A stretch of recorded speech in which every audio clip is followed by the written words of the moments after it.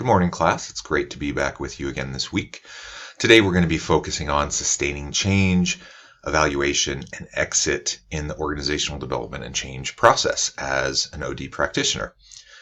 As we start this off, I hope that you'll pay close attention to this video as it pertains very directly to your class project. As I suppose everything has up to this point, but this one particularly I think is really important because every OD intervention, every intervention strategy should have considerations for sustainability, evaluation and assessment, and how you're going to leave the engagement and how you hand off that baton successfully to the organization so they can continue on with what you start through your various intervention activities as a part of a holistic intervention strategy.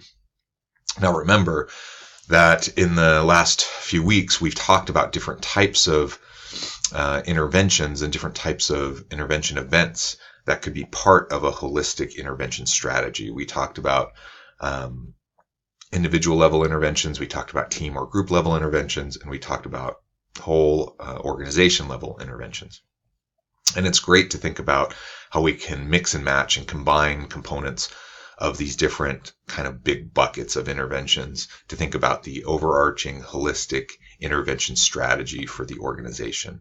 But whatever that mix is, whatever you choose to do based on the needs of the organization that have been identified in the research that you're conducting and the deliverables and the outcomes that the client wants, in all of these cases, you always need to be thinking about sustainability, evaluation and assessment, and exiting effectively from the engagement. So that's what we're going to be talking about in this brief video. So first, think about the following, and then you'll have an opportunity to discuss this in the online discussion board with your random group this week. What activities do you think sustain change best? How can a leader sustain change but avoid developing such an insistence on the new change that the organization can't change again the next time? What does the text recommend? Can you think of any other practices? So there are lots of things mentioned in the module this week, in the slides, in the text for this week, lots of things for you to consider. And undoubtedly, you've had your own experiences with change within organizations and how that's been dealt with either effectively or ineffectively.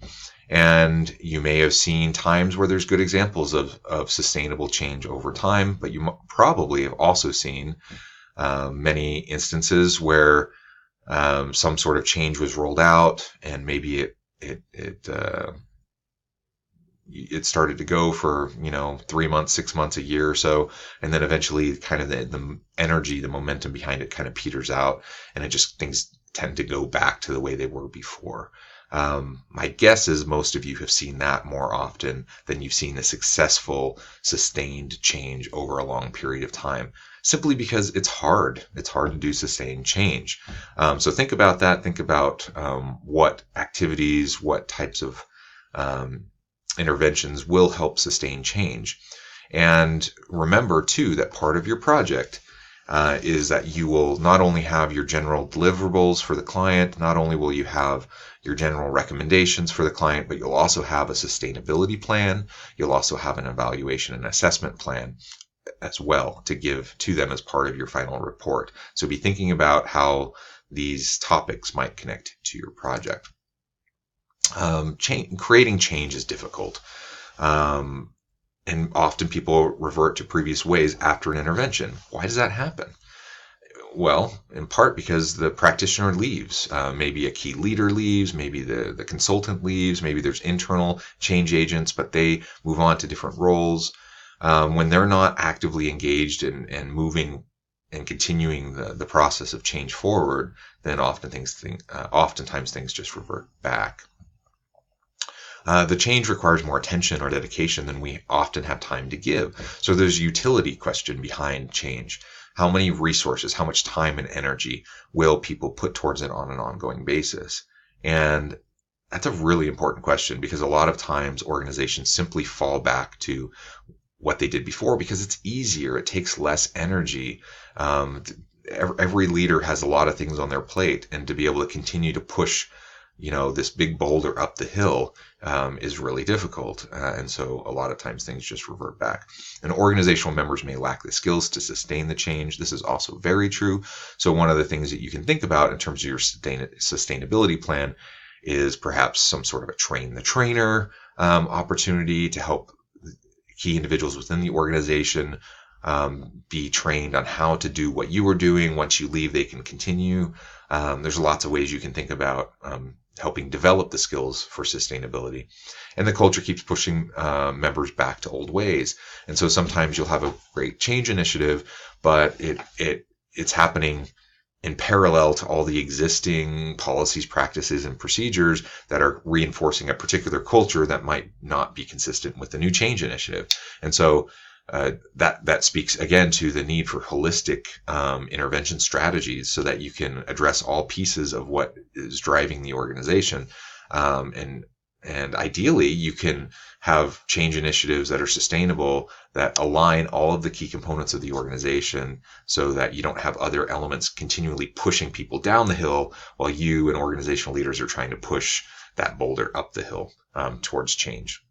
There's also a danger in overemphasis on sustaining change, as it may inhibit the next attempt at change when the organization needs to make the next improvement.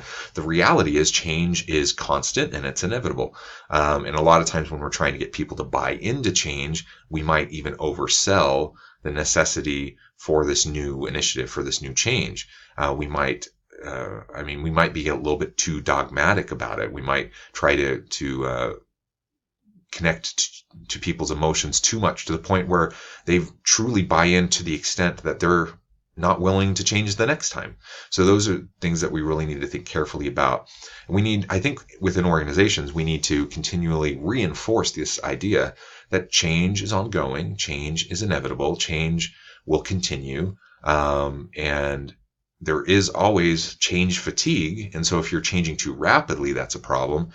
But we need individuals and organizations to also understand that at a decent pace, change will continue.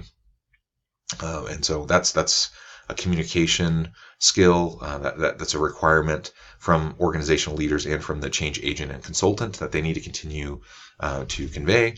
And it needs to feed back into all of our initiatives, our overall intervention strategy, and our sustainment plan for the organization. Here are some specific mechanisms that you could consider for sustaining change. You can have follow-ups, periodic team meetings, organization sensing meetings where people and key individuals in the organization get back together and just talk about where they're at, where they're going, how everyone's feeling about it, what needs to change. There can be periodic intergroup meetings to get key people from divisions or different departments back together. Sometimes you have what's called a renewal conference where you simply just get groups of people back together to get them re-energized, refocused, recommitted to moving the change forward. I think a particularly helpful approach to sustaining change is finding ways to embed it into meaningful policy and practice within the organization. So goal-directed performance reviews, I think, can be very helpful in this, where we have this new change, we have this new initiative, we have this new culture that we're trying to develop. We got to find ways to build that in to how employees are evaluated, what their expectations are, the types of feedback they get, the types of performance reviews they receive. We need to think very thoughtfully about that. You can have follow-up visits by the outside consultants where the change agent comes back into the organization to follow up, reinvigorate people. You can tie performance rewards, bonuses, merit pay increases, perks, all sorts of things that you can tie to people's involvement with the change. And again, related to your own projects this semester, I want you to have a sustainability plan. And what are some specific things that you can do within the organizations to help your initiative be successful? So think about these and other possible elements that could be utilized. We also need to be evaluating the effectiveness. The evaluation process of OD practice can be compared to an annual physical examination. Everyone agrees that it should be done, but no one except a highly motivated researcher wants to go through the trouble and expense of making it happen. And so, frankly, what often happens is that no evaluation of OD effectiveness occurs. There's no follow-up in terms of, did you accomplish what you wanted to accomplish? What was the impact? that assessment piece is so critically important. So why is it so rarely done? Sometimes consultants simply lack the evaluation training. Sometimes there's over-reliance on quantitative designs where we can have a mixed method. We can have qualitative and quantitative pieces. Sometimes there's a perceived lack of time for conducting evaluation. Maybe the client doesn't request it specifically, so the OD practitioner, the change agent says, they don't want it, so I'm not going to do it. Change is a moving target. And because it's a moving target, maybe you feel like the baseline is constantly moving and therefore evaluation is meaningless. No one takes responsibility for it. Maybe there's fear of the evaluation. People don't always like having the mirror held up in front of them to see what's happening. Sometimes it's just simply not part of a practitioner's model of what OD is. And sometimes you don't have clear objectives or goals in the first place. And so evaluating something on outcomes when you don't know what the desired outcomes were in the first place is really tough. For all of those reasons, evaluation and assessment doesn't always happen, but it needs to happen. You need to make the business case for what you're doing. So as a consultant or as an internal change agent, you need to be able to get resources, you need to get commitment and buy-in. And one of the key ways you do that is through effective assessment and evaluation. So you need to, in your projects, to also have an assessment and an evaluation plan. Some of the types of things that you can look at. What can you evaluate? Individual or team productivity. You can look at job satisfaction, employee engagement, volunteer satisfaction or engagement, satisfaction with coworkers or managers. Maybe you can look at trust or communication issues and how effective or ineffective those are pre and post your intervention. You can look at organization successes, both anecdotally, but on the large scale. You can look at collaboration, conflict resolution, team role clarification. You can look at simple metrics like revenue. Have revenues increased after your intervention, or have they decreased? Customer satisfaction, new customers, customer loyalty, work cycle time, work quality, ability of the client to manage this change alone the next time, individual and team learning development, and specific learning outcomes. There's so many things that you could potentially evaluate. And what each of you need to do in your project is identify probably at least 3 to 5 key assessment pieces based on the original objectives of your project. What are 3 to 5 key things that the organization can continue to evaluate 6 months down the line, a year down the line, to see that what you've done for them has had meaningful impact?